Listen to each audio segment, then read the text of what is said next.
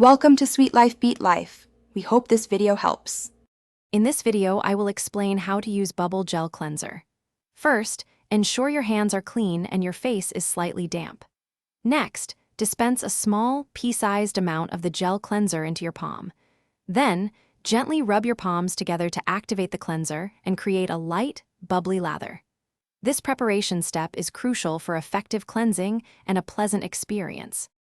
Once you have a nice lather, apply it evenly across your face.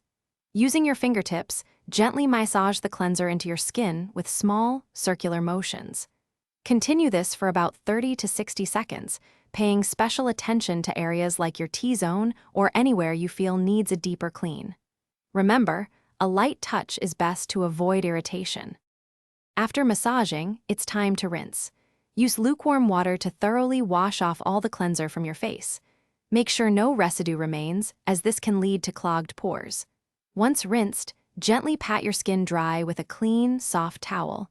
Avoid harsh rubbing, which can irritate your skin and strip its natural moisture.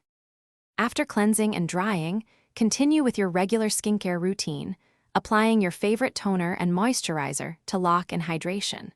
For optimal results, incorporate this bubble gel cleanser into your routine once or twice daily.